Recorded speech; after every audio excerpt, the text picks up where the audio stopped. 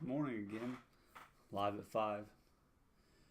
Today, just want to talk a little bit about happiness and what it really means and some of the things that I've done in my life that I've found to be catalysts and real tactics that will allow me to become ultimately more happy, especially when times are tough.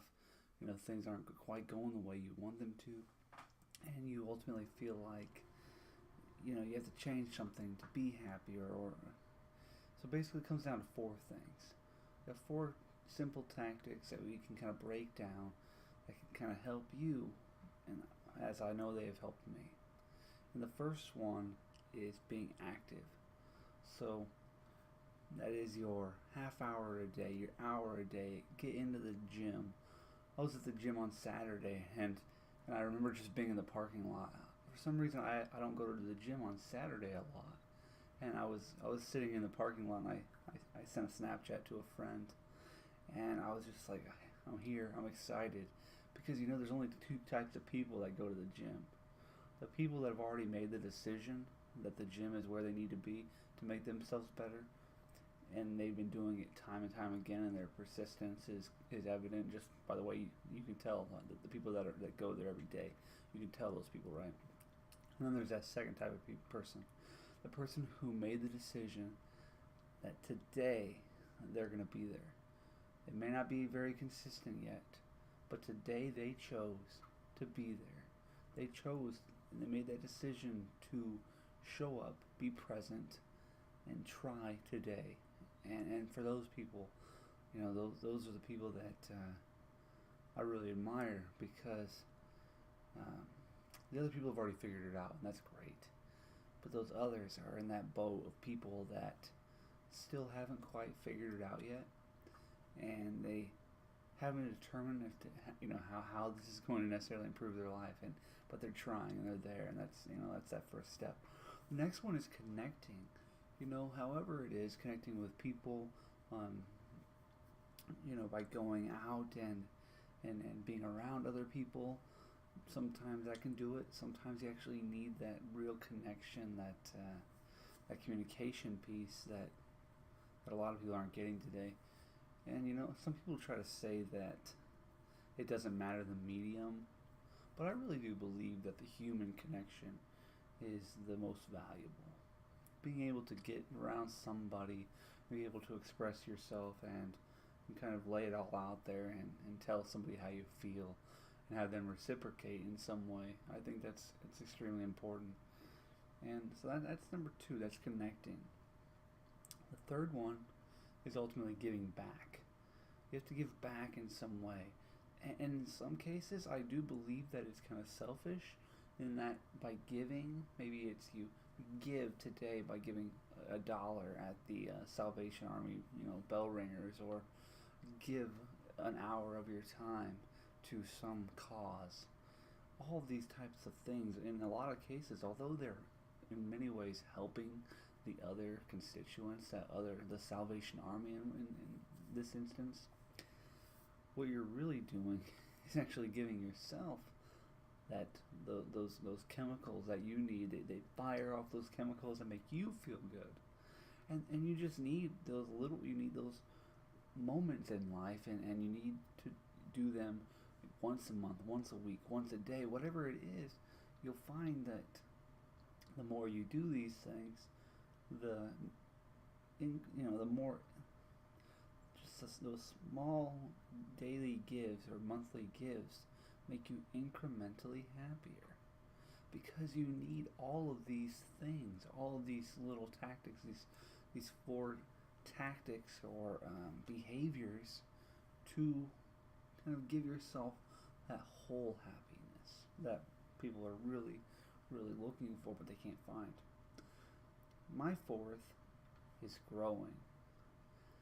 I know, and each person finds that they need one of these four more than the other.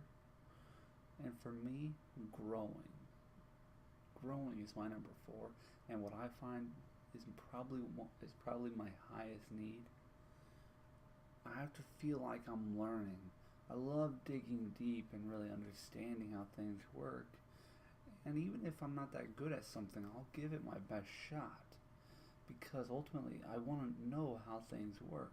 And I want to know that I could do it if I wanted to. I think of a lot around like DIY around my house.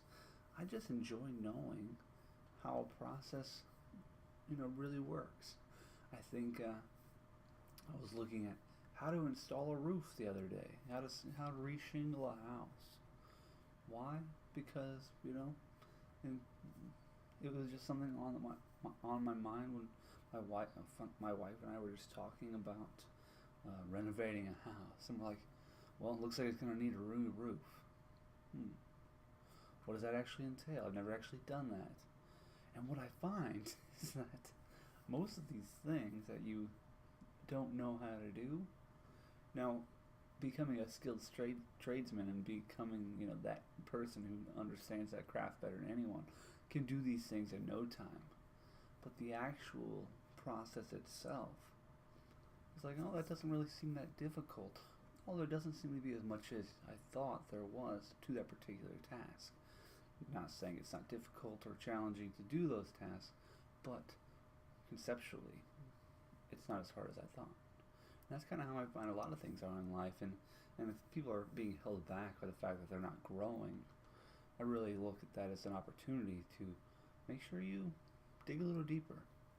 Find out why something or how something works, and give yourself an opportunity to succeed. Don't just assume you don't know how to do something. Yes, you might not be as good at it in the beginning, but nobody is. And only till you try and try again can you determine whether A, you even like that particular task, because maybe you do. Maybe that's your new niche that you want to pursue. So these are just these four things that I'm thinking about. These are those four things that I kind of think about whenever I think about happiness. And just a recap, being active, connecting, giving back, and growing. All little things that you can do daily in small ways to ultimately incrementally make yourself a little happier. And happiness is, personally defined, of course, but there's that contentment you have with yourself daily that you tend to get whenever you maybe achieve a task. And, truthfully, there's not a big difference between being what I call in my reflection mode and being in my completion mode. When I'm reflecting, I'm thinking about things like the gym, for instance. I'm thinking about the different types of people that show up to the gym. And then there's that other kind of mode I'm in when I'm connecting with my family. And they're all combined.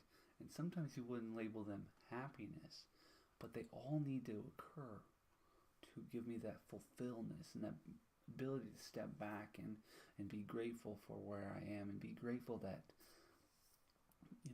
just knowing that today is another day, and I'm going to do whatever I can to try to get better and be better, and try to help you become better, become the better you, by giving you a few tactics that have worked for me in hopes that they can work for you.